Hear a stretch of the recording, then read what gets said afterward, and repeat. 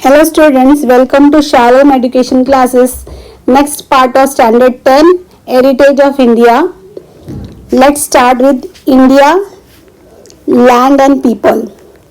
Primitive man came into existence simultaneously in India and East and South Africa. मतलब कि जो प्राचीन लोग हैं वो एग्जिस्ट में आने लगे कहाँ पे? At the same time India में भी और ईस्ट एंड साउथ अफ्रीका में भी.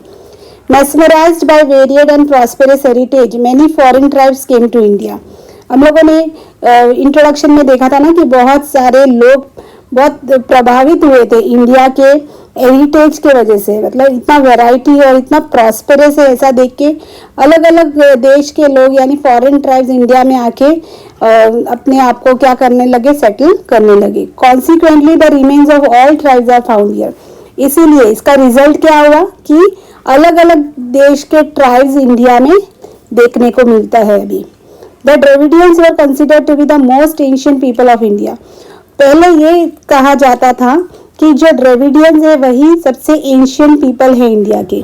But the modern researchers of linguistic and anthropology have proved that even before the Dravidians 6 more tribes came and settled in India. But देखो अभी रोज हर दिन research करते ही रहते हैं रिसर्चर्स जो लिंग्विस्टिक जो डिपार्टमेंट के हैं. Linguistic mean science of language और एंथ्रोपोलॉजी यानी कि science of mankind studied as an animal have proved that even before the ड्रेविडियंस.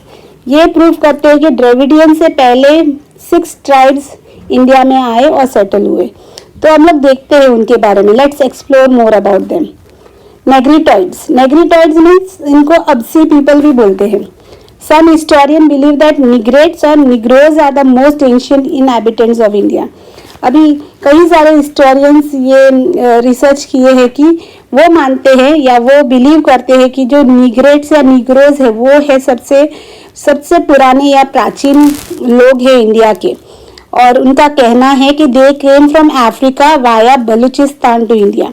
तो उनका कहना है कि ये जो निग्रोज है ना, निग्रोज लोग वो लोग अफ्रीका से बलूचिस्तान के रास्ते से होते हुए इंडिया में आए.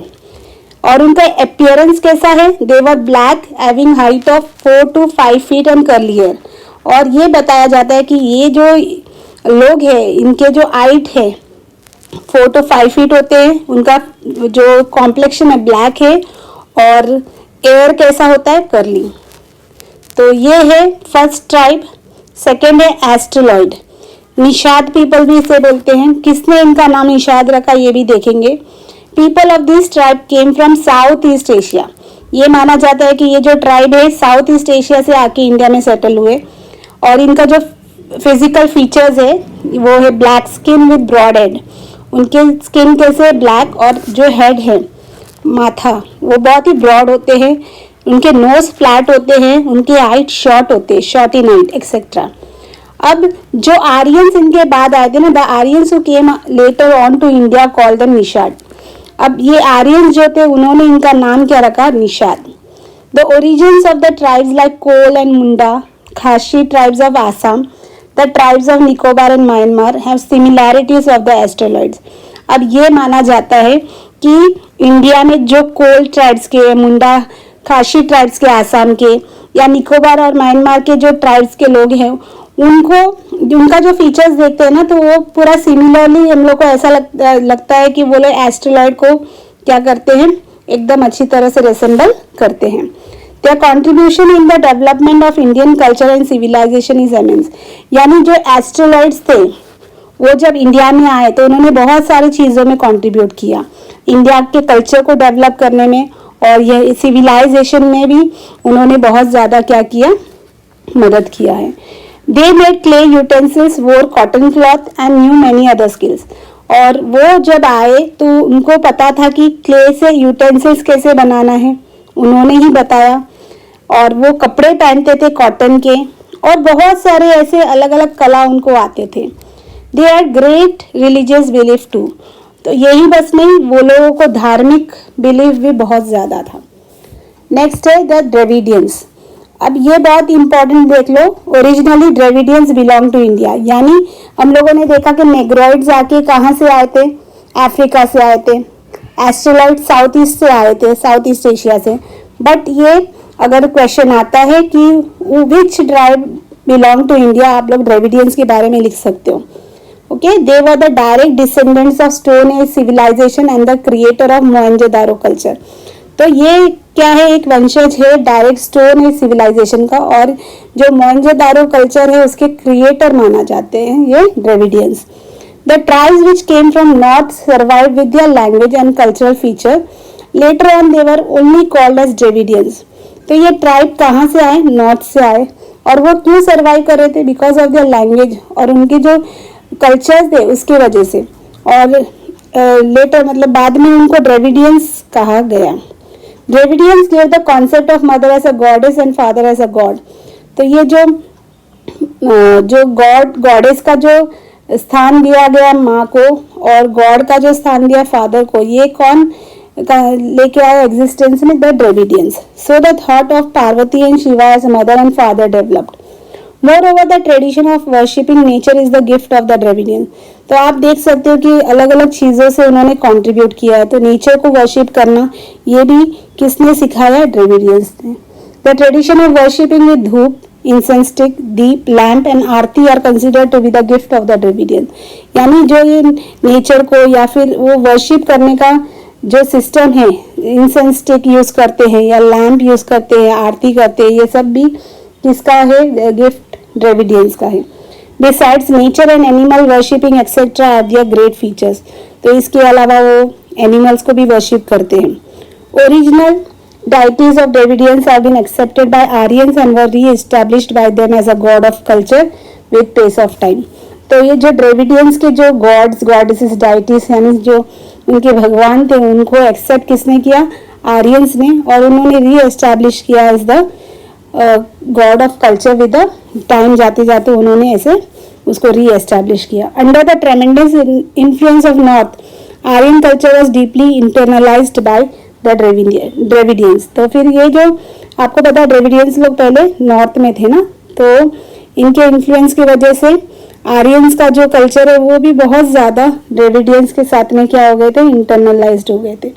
Hand intercaste marriage took place. और इसी की वजह से क्या हुआ कि द्रविडियंस और ऐसे अलग ट्राइब्स के लोगों के इंटर मैरिजेस होना स्टार्ट हुआ. इंटर मैरिजेस में दूसरे कास्ट के लोग एक कास्ट दूसरे कास्ट के लोगों से मैरिज कर सके. Dravidians and matriarchal system of family.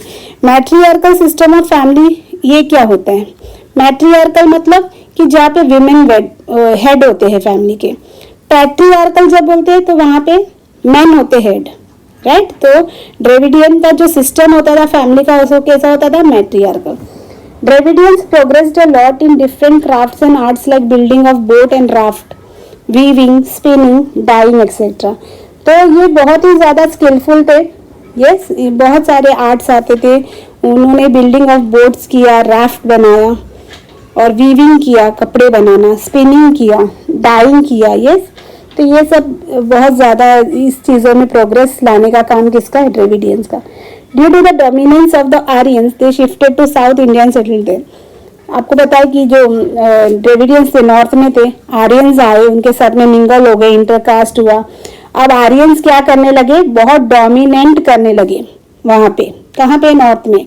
इसकी वजह से ये जो द्रविडियंस थे उनको इंडिया के साउथ डायरेक्शन में जाना पड़ा और वहाँ पे वो लोग सेटल हो गए. As a result today we can see the people speaking Dravidian family languages like Tamil, Telugu, Kannada and Malayalam etcetera.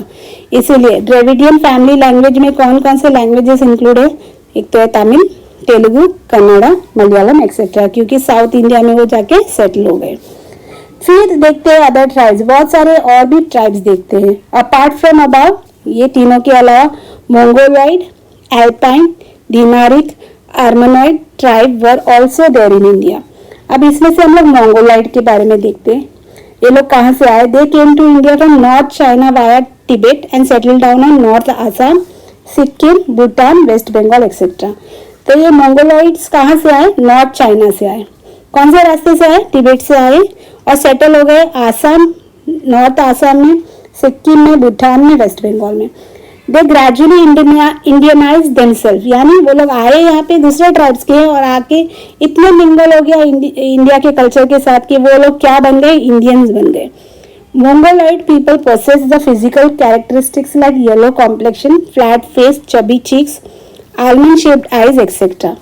तो जो हम लोग मंगोलॉइड पीपल्स को देखते हैं ना, तो उनका जो फीचर्स है उससे ही पता चल जाता है, क्योंकि उनका जो कॉम्प्लेक्शन है यानी उनका जो कलर है वो येलो कॉम्प्लेक्शन होते हैं, उनके फेस फ्लैट होते हैं, चीक्स बहुत चबी चबी होते हैं और आइज का shape just as almond. Having yellow complexion, Mongoloids were also known as Kirat. Okay, तो क्यों उनको किराट बोलते थे? क्योंकि उनका जो कॉम्प्लेक्शन है ना उसकी वजह से. Then we have Alpine, Dinaric and Armenoid. These people migrated from Central Asia. अब ये जितने दूसरे ट्राइब्स के बारे में हमने देखा था ना, वो लोग कहाँ से आए? सेंट्रल एशिया से.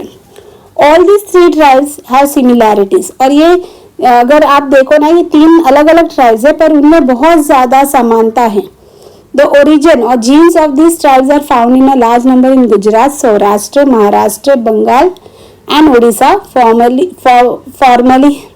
formerly known as Orissa. तो ये जो जितने भी ट्राइब्स है ये कहाँ पे पाए जाते हैं? गुजरात में, सौराष्ट्र में, महाराष्ट्र, बंगाल एंड उड़ीसा.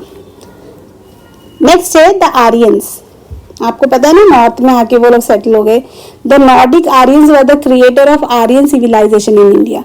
तो ये जो नॉर्डिक आर्यंस है वो लोग कौन है? They are the starter of the Aryan civilization in India.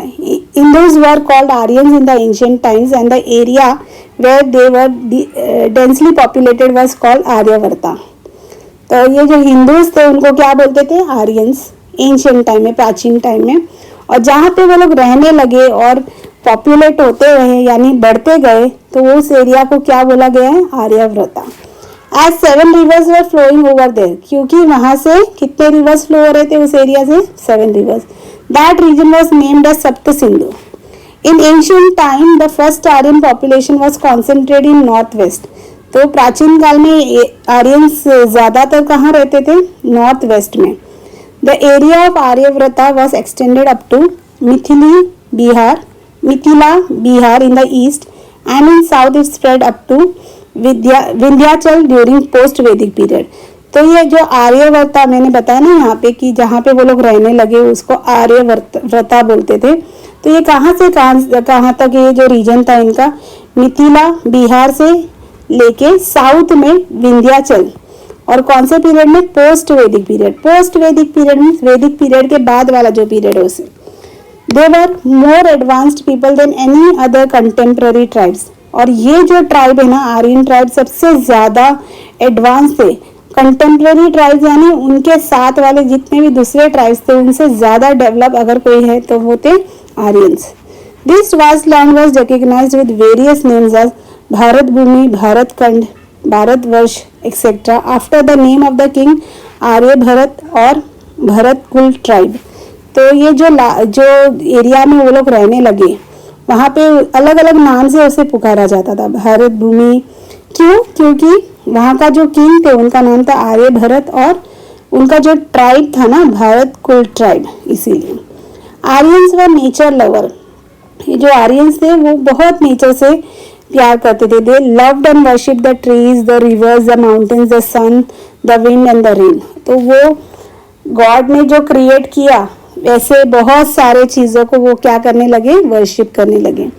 They had composed hymns यानी रिचर्स for praying to various natural elements. तो ये सारे नेचुरल चीजें हैं, नेचुरल एलिमेंट्स है, तो इनको प्रे करने के लिए उन्होंने हिम्स बनाए यानी सॉन्ग्स बनाए, रिचर्स बनाए, ताकि वो नेचुरल एलिमेंट्स को क्या कर सके? प्रेज कर सके. In due course of time some religious ceremonies like recitation of Vedas, performing yajnas and other activities became prevalent in India. और जैसे जैसे टाइम पास हुआ वैसे वैसे धार्मिक चीज़ों में देखा गया कि वेदास का रेसिटेशन होता था और यज्ञ परफॉर्म करते थे वो लोग. ऐसे बहुत सारे एक्टिविटीज इंडिया में फिर क्या होने लगा? प्रेवलेंट होने स्टार्ट हुआ. There was a fine amalgamation of those tribes with their specific style of living and harmonious culture was formed, which gave India a glorious and prosperous heritage. Fine amalgamation का मतलब क्या है? कि इतने सारे चीज़ों का मिक्सचर, इतने सारे ट्राइब्स, अलग अलग स्टाइल के लोग यहाँ पे आके रहने लगे, है ना. उनका स्टाइल ऑफ लिविंग अलग था. बट हमारे कल्चर को कैसे बनाया उन्होंने, बहुत ही rich and varied. Harmonious culture was formed, कैसा culture was formed, harmonious means शांतिपूर्वक, which gave India glorious and prosperous heritage. These foreigners and Indian tribes amalgamated in such a way over a long period of time that they lost their individual identity through intercaste marriages. तो ये जितने भी बाहर से लोग आए, south east से आए, है ना, आपने देखा कि चाइना से आए और बहुत सारे अलग अलग एरिया से आए, वो लोग क्या हो गया, इंडिया के ट्राइब के साथ में इतने मिल गए, हाँ, और कि उन्होंने अपना जो खुद का आइडेंटिटी, ओरिजिनल आइडेंटिटी था ना, वो उनका लॉस्ट हो गया। कैसे, क्योंकि उन्होंने क्या करना स्टार्ट किया यहाँ पे, intercaste marriages. Outsiders and local people were greatly influenced by languages, scripts, names and religious belief etc. तो ये जितने भी बाहर के लोग थे वो यहाँ के लोकल पीपल से इतने इन्फ्लुएंस थे, उनके लैंग्वेजेस की वजह से, स्क्रिप्ट्स की वजह से, नेम्स की वजह से और रिलीजियस बिलीफ की वजह से इतना ज़्यादा वो लोग इन्फ्लुएंस हो रहे थे। It played a vital role in Indianising this foreigners, और यही बहुत ज़्यादा उनको इंडियन बनाने में बहुत ज़्यादा इम्पोर्टेंट रोल प्ले करता है, right. Since ancient times a composite culture has been created in India, यानी प्राचीन टाइम से जो हमारा कल्चर है वो बहुत अलग अलग पार्ट्स के, कॉम्पोजिट मतलब तो आपको पता है ना कि बहुत ज़्यादा अलग अलग, it is made up of so many different parts, has been created in India. They all then became Indians, और जितने भी फॉरेन ट्राइब्स थे वो सब इतने ज़्यादा इन्फ्लुएंस हो रहे थे कि वो लोग सब इंडियंस बन गए। In short, in ancient India the amalgamation of various culture enriched Indian culture by making it variated and prosperous. तो मतलब इससे ये हमें पता चलता है कि एंशियंट इंडिया का जो कल्चर है इतना ज़्यादा वैरायटी से भरा हुआ है, इतना प्रॉस्परस है, क्योंकि अलग अलग ट्राइब्स के लोग क्या हो गए, यहाँ पे मिंगल हो गए, एमलगमेट हो गए, मिक्सड हो गए, मिक्सचर है ये सारा, अलग अलग ट्राइब्स के, अलग अलग कल्चर्स के। तो इन शॉर्ट हम लोग ये बोल सकते हैं कि इंडिया का कल्चर सबसे डिफरेंट है, राइट। अब जब हमें पता है कि अगर हेरिटेज हमारे पास है तो उसको प्रिजर्व करना, उसको कंजर्व करना भी हमारा रिस्पॉन्सिबिलिटी है। हम लोग सिर्फ हमारे राइट्स की बात करते तो हम लोग को हमारी ड्यूटीज़ भी पता होना चाहिए, येस और no. Each aspect of Indian heritage made India eye-catching, picturesque and attractive. यानी जो भी हमारा इंडियन हेरिटेज का जो एस्पेक्ट्स है इसकी वजह से ना लोगों को बहुत ज़्यादा अट्रैक्ट किया है। Yes, heritage brought glory to the nation. जो हमारा हेरिटेज है, जो हमारे जो गिफ्ट है फ्रॉम आवर फोर फादर्स, है ना, हमारे पूर्वजों से जो हमें मिला है, वो बहुत ही ज़्यादा क्या लाया है नेशन के लिए, ग्लोरी, यानी बहुत ही ज़्यादा आशीष और इसका कारण है। India attended a leading position in the world by keeping it's rich heritage protected and preserve. तो इंडिया हमेशा ही एक अच्छा प्लेस बना के रखा है वर्ल्ड में, because of its rich heritage को हम लोग क्या कर रहे हैं, प्रोटेक्ट कर रहे हैं, प्रिजर्व कर रहे हैं। Thus, it is the primary and pious duty of every citizen of India to see that nobody harms the ancient memorials and also to preserve places having historical importance and values. तो हम लोगों ने देखा कि cultural heritage में बहुत सारी चीज़ें आ जाते हैं ना, बिल्डिंग्स आ जाते हैं, लैंग्वेजेस आ जाते हैं, स्क्रिप्ट्स आ जाते हैं ना, मैथ्स आ जाते हैं, बहुत सारी चीज़ों को देखा था। तो ये सबको बचाने का या प्रिजर्व करने का काम किसका है? It is the responsibility of every citizen. ये प्राइमरी और पायस ड्यूटी है, लिखा है यहाँ पे, राइट, ताकि हम लोग का जो हिस्टोरिकल इम्पोर्टेंस और वैल्यूज है वो कहीं पे लॉस्ट ना हो जाए। इन अवर कॉन्स्टिट्यूशन, देखो कॉन्स्टिट्यूशन क्या है? A systematic set of rule. Yes, India का अपना सिस्टमैटिक सेट ऑफ रूल है। The fundamental duties of Indian citizens are mention in article 51A। तो ये जो कॉन्स्टिट्यूशन है इसमें हर एक सिटीजन के लिए फंडामेंटल ड्यूटीज दिया गया है, जो कि आर्टिकल 51A में मेंशन किया गया है। आर्टिकल 51A के 6, 7 एंड 9 में डिस्क्राइब किया गया है कि हमारा ड्यूटीज क्या है towards the preservation of our cultural heritage. Okay, तो ये आप जो फंडामेंटल ड्यूटीज है ना, ये आपके टेक्स्ट बुक के फर्स्ट पेज में होता ही है, आप देख सकते हो, उसे रिफर कर सकते हो। ओके, यहाँ पे नंबर दिया है 6, 7 एंड 9, या फिर अगर अल्फ़ाबेट में हो तो अल्फ़ाबेट में F, G एंड I होगा, राइट। आर्टिकल भी याद रखिए, आर्टिकल नंबर 51A। अब क्या है इसके अंदर देखते हैं। To understand the importance of our harmonious culture, prosperity and to preserve it. तो हमें क्या समझना चाहिए कि हमारा जो कल्चर है इतना पीसफुल है, इतना प्रॉस्पेरस है, तो इसको हमें क्या करना चाहिए, इसका इम्पोर्टेंस को क्या करना चाहिए, बढ़ाते रहना चाहिए और इसे प्रिजर्व करना चाहिए। Maintain the forest, tank, rivers, ponds and the wild animals and birds along with maintaining the natural environment and to show compassion for all the living creatures।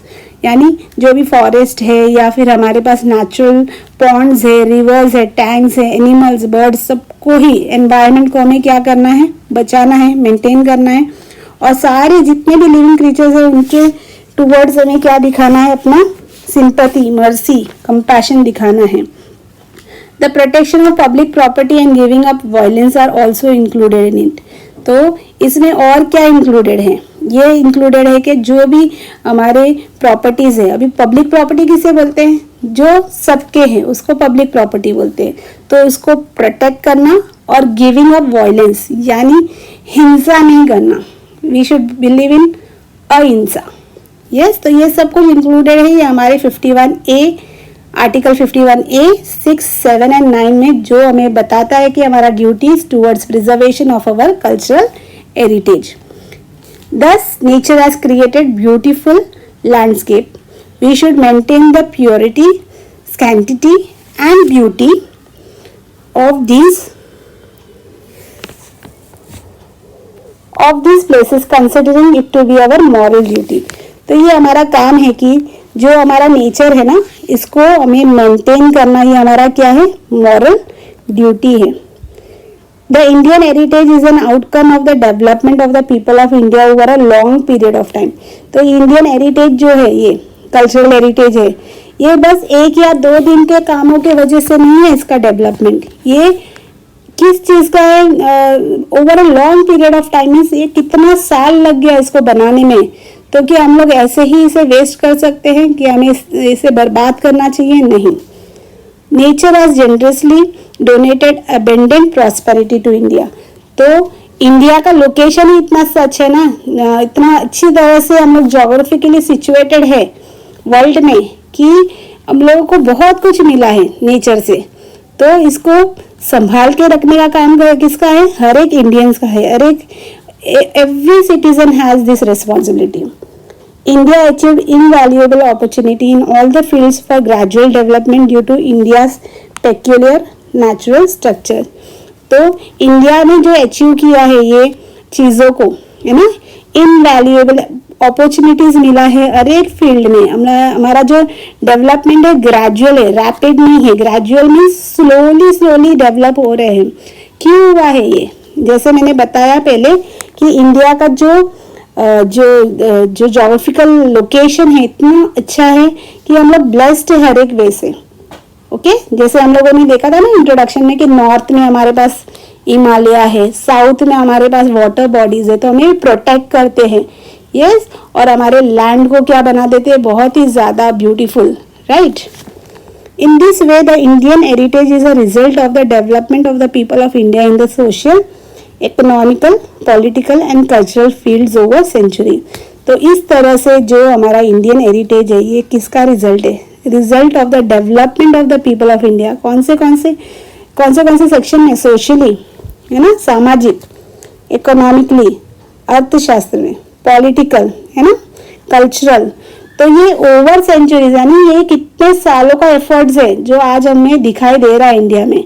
तो इसे आपको और मुझे क्या करना है? इंटैक्ट रखना है, रिस्पॉन्सिबिलिटी के साथ में इसे मेंटेन करना है, प्रिजर्व करना है, कंजर्व करना है। ये सब कुछ हमारा काम है। I hope that you have understood the lesson and let's meet in the next video.